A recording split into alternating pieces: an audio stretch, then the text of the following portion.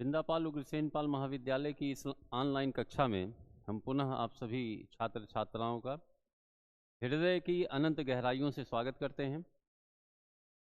पिछली कक्षा में हमने थार्नडाइक के मुख्य नियमों का विस्तार पूर्वक अध्ययन किया। आज जिस विषय वस्तु को हम यहाँ लेकर उपस्थित हैं वह है थार्नडाइक के गौड़ नियम। बच्चों, जिस प्रकार थार्नडाइक के 3 मुख्य नियम हमारे प्रशिक्षण के लिए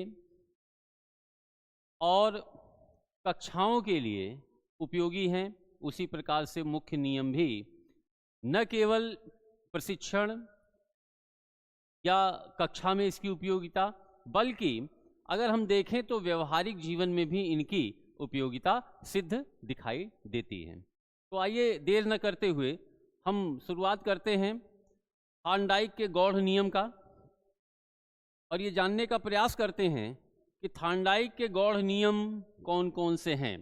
जैसा सर्वविदित है कि थार्नडाइक ने अपने गौड़ नियम 5 प्रकार से बताए हैं। गौड़ नियम उनके 5 प्रकार हैं।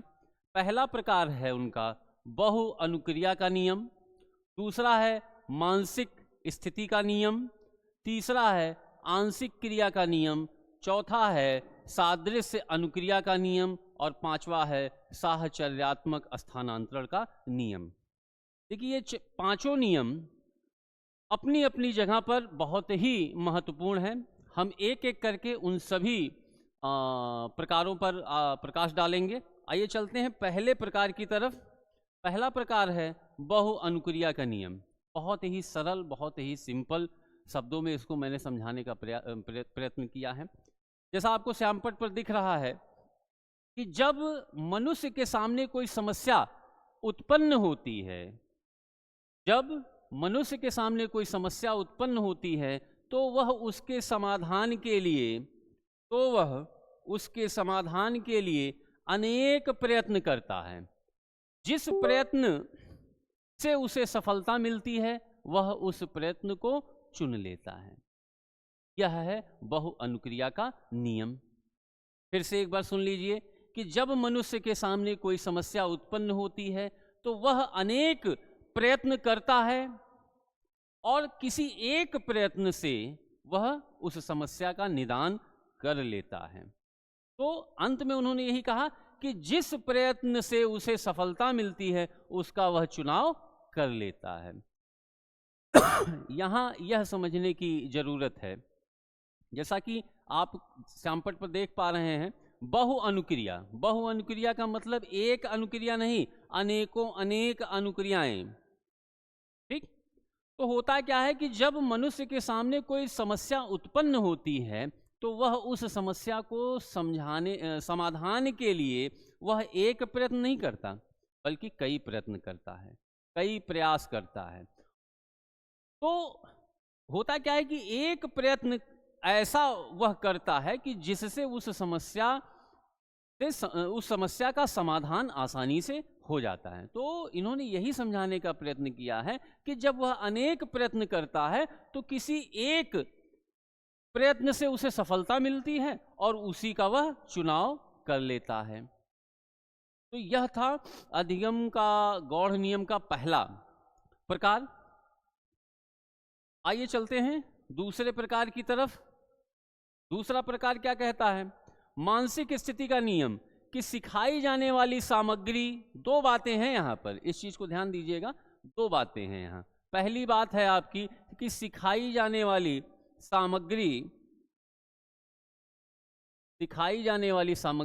और सीखने के प्रति सीखने वाले की अभिवृत्ति यदि सकारात्मक होती है, क्या होती है? सकारात्मक होती है, तो बालक का अधिगम होता है। अब इसको समझ लीजिए कि ये क्या क्या कह रहे हैं अपने मानसिक स्थिति के नियम में, कि सिखाई जाने वाली सामग्री, शिक्षक जिस विषय वस्तु को बच्चों को बताता है वो सिखाई जाने वाली सामग्रियों के अंतर्गत आता है। एक स्थिति हो गई। दूसरी स्थिति ये होती है कि सीखने के प्रति सीखने वाले की जो अभिवृत्ति होती है, जो उसकी इच्छा होती है, जो चाह होती है, जो क्षमता होती है, वह सकारात्मक हो। तो दो स्थितियों का इन्होंने इसमें उल्लेख किया है। पहली स्थिति कि सिखाई जाने वाली सामग्री, ठीक, और दूसरी स्थिति कि सीखने के प्रति सीखने वाले की अभिवृत्ति। ये दोनों ही चीजें अगर सकारात्मक रहेंगी तो निश्चित तौर पर बालक का अधिगम होगा। बस इतना सा ही मानसिक स्थिति के नियम में इतनी ही चीजें हैं। फिर से एक बार समझ लीजिए कि सिखाई जाने वाली सामग्री और सीखने के प्रति सीखने वाले की अभिवृत्ति, ये जब तक सकारात्मक नहीं रहेगी तब तक बालक का अधिगम नहीं होगा। अगला जो इनका गौड़ नियम है वह क्या कहता है? आंशिक क्रिया का नियम। क्या है? आंशिक क्रिया का नियम। बहुत ही सरल नियम है, इसको भी समझ लीजिए कि जब समस्या को भागों में विभक्त कर एक एक भाग का समाधान खोजा जाता है तो बड़ी से बड़ी समस्या आसानी से हल हो जाती है। कहने का तात्पर्य है कि जीवन में कभी कभी ऐसी समस्याएं या अधिगम बालक का जब हो रहा हो तो उस स्थिति में भी ऐसी कुछ जटिल समस्याएं बालक के सामने उत्पन्न हो जाती कि बालक उसमें अधिगम नहीं कर पाता। मैंने पहले ही आपको बताया है कि इन गौड़ नियमों का न केवल प्रशिक्षण में बल्कि बालक के अधिगम में, और सबसे महत्वपूर्ण चीज है व्यवहारिक जीवन में भी इसका उपयोग बेहतर ढंग से करना चाहिए। तो इसको समझिए कि समस्या को विभिन्न भागों में विभक्त कर, जब समस्या इतनी जटिल हो कि हम उस समस्या को सुलझा न पा रहे हो, उससे निजात न मिल रहा हो, तो ऐसी स्थिति में हमको समस्या को छोटे छोटे भागों में विभक्त कर देना चाहिए और एक एक भाग का क्रमशः हमको समाधान करना चाहिए। तो अगर ऐसी प्रक्रिया के तहत हम समस्या का निदान करते हैं, उसको टुकड़ों में बांटकर समस्या को एक एक टुकड़े का समाधान करते हुए अगर हम आगे बढ़ते हैं तो बालक का अधिगम उससे भी बढ़ता है। लेकिन अगर समस्या को हम एक भाग में ही या एक रूप में ही उसका निदान करने का प्रयास करें तो कभी भी बड़ी से बड़ी समस्या को हम हल नहीं कर पाएंगे। इसलिए समस्या को छोटे छोटे भागों में विभक्त कर क्रमशः उन एक एक भागों को हमको समाधान करना चाहिए, तो हम बड़ी से बड़ी समस्या को आसानी से हल कर सकते हैं। तो ये रहा इनका आंशिक क्रिया का नियम। आइए चलते हैं चौथे गौड़ नियम की तरफ, जो है सादृश्य अनुक्रिया का नियम। क्या है? सादृश्य अनुक्रिया का नियम। बहुत ही सरल है, इसको भी हम समझाते हैं आपको आसानी से समझ में आ जाएगा। थॉर्नडाइक कहते हैं कि जब किसी व्यक्ति के सामने कोई नई समस्या उपस्थित होती है तो वह उसके पूर्व उसी प्रकार की समस्या के समाधान में दिए गए प्रयत्नों का स्मरण करता है, तद अनुसार अनुक्रिया करता है। क्या होता है कि जीवन में कभी कभी ऐसी समस्याएं उपस्थित हो जाती हैं कि हम कैसे उससे निपटारा पाएं। तो थॉर्नडाइक यही कहते हैं कि पूर्व में मतलब आप भूतकाल में उस समस्या जैसी कोई समस्या को आपने हल किया हो। समझ रहे हैं बात को? कि जब उस समस्या से या उस मिलती जुलती समस्या का समाधान हुआ हो, कब? भूतकाल में। ठीक, तो हम उस भूतकाल में किए गए प्रयत्नों को स्मरण करते हैं और वर्तमान के साथ उसको जोड़ते हैं, क्योंकि वर्तमान में भी वैसी ही समस्या हमारे सामने उत्पन्न हुई है। तो पूर्व में जिस प्रकार से हमने उस समस्या का निदान किया था, आज वर्तमान में भी हम उसी प्रकार से उस समस्या का निदान करेंगे। और जब इस प्रकार हम अनुक्रिया करते हैं तो समस्या का समाधान आसानी से हो जाता है। तो थॉर्नडाइक यही कहते हैं, सादृश्य अनुक्रिया के नियम में कहते हैं कि जब किसी व्यक्ति के सामने, फिर से एक बार ध्यान से समझ लीजिए, कि जब किसी व्यक्ति के सामने कोई नई समस्या उत्पन्न होती है तो वह उसके पूर्व उसी प्रकार की समस्या के समाधान में दिए गए प्रयत्नों का स्मरण करता है। पूर्व में, मैंने अभी कहा ना, भूतकाल में उस समस्या से मिलती जुलती समस्या पूर्व में भी उसका समाधान किया गया, तो उसी समाधान का वह स्मरण करता है और तद अनुसार अनुक्रिया करता है। तो ये रहा सादृश्य अनुक्रिया का नियम। अगर किसी भी बिंदु पर अगर आपको कोई समस्या हो तो जब भी हमारा यह वीडियो YouTube पर अपलोड हो तो आप अपने कमेंट के माध्यम से अपनी समस्या हमको बता सकते हैं। और मैंने बार बार यह कहा है कि मैं उस समस्या के लिए आपके लिए जो है मैं सदैव तत्पर रहूँगा, सदैव उस समस्या को फिर से आपको समझाने का प्रयत्न करूँगा। मैं ये चाहता हूँ कि मेरे द्वारा दिया गया ज्ञान आपको 100% प्राप्त हो। तो चलिए आगे की तरफ बढ़ते हैं और अंतिम जो गौड़ नियम है उसको थोड़ा ध्यानपूर्वक समझ लीजिए। देखिए, मैं अक्सर इस चीज़ को कहता हूँ कि बहुत ऐसी चीज़ें होती हैं जिनको हमें समझना बहुत ही आवश्यक होता है। देखने में तो बहुत सरल प्रतीत होता है लेकिन ये इतना सरल भी नहीं है। बस आपको क्या करना है कि एक बार उस नियम को, उस सिद्धांत को आप सरलता के साथ अगर सीख लेते हैं तो जीवन पर्यंत आप उसको भूल नहीं पाएंगे। तो आइए समझिए कि सहचर्यात्मक स्थानांतरण का नियम क्या कहता है। देखिए, होता क्या है कि दो उद्दीपकों में सहचर्य स्थापित होने पर, एक एक शब्द को जरा ध्यान से समझिएगा, हम उसको एक उदाहरण के माध्यम से भी आपको समझाने का प्रयत्न करेंगे और मेरा ये विश्वास है कि आप निश्चित तौर पे समझ जाएंगे। देखिए, दो उद्दीपकों में सहचर्य स्थापित होने पर एक उद्दीपक के प्रति होने वाली अनुक्रिया दूसरे उद्दीपक के प्रति भी होने लगती है।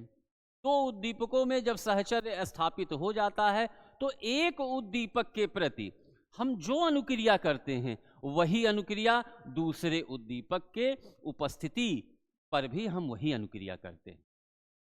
इसी को कहा इन्होंने सहचर्यात्मक स्थानांतरण का नियम। अब इसको एक उदाहरण से समझिए। अब क्या है उदाहरण? देखिए, एक उदाहरण है इन्होंने कहा दो उद्दीपक। तो चलिए हम आपको बताते हैं कि ऐसे कौन से दो उद्दीपक हो सकते हैं। पहला उद्दीपक होता है जैसे घंटी। क्या है? घंटी। ये पहला उद्दीपक हो गया आपका, ठीक। इसके साथ एक उद्दीपक आपका हो जाता है भोजन। क्या हो जाता है? भोजन। और ये दूसरा उद्दीपक हो गया आपका। और अनुक्रिया क्या हुई? अनुक्रिया क्या हुई? लार का निकलना। लार का निकलना। देखिए, दो उद्दीपक हैं। पहला उद्दीपक है घंटी और दूसरा उद्दीपक है भोजन। दोनों उद्दीपक एक साथ घटित हों।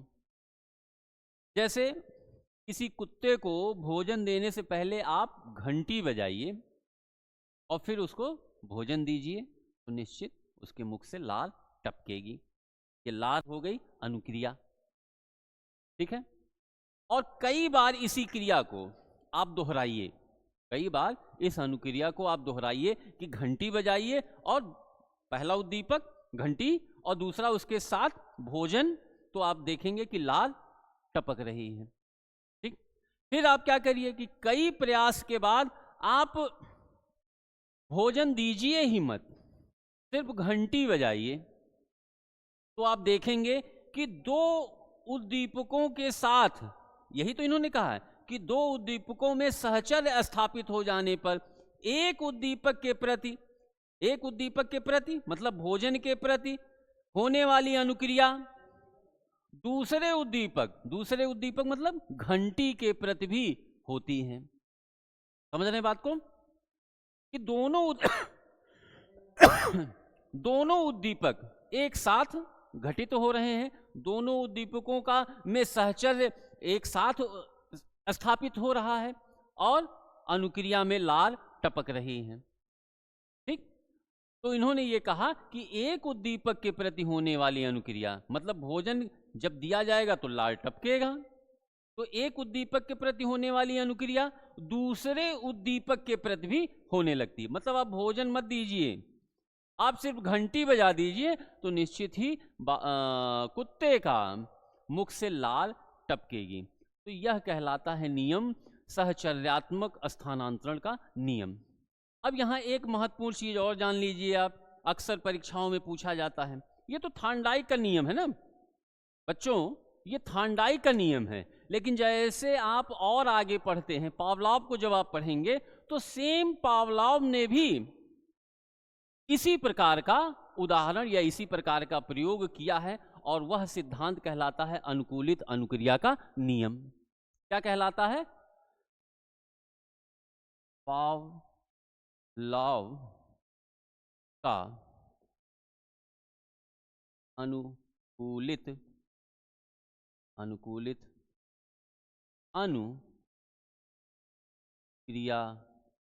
का नियम।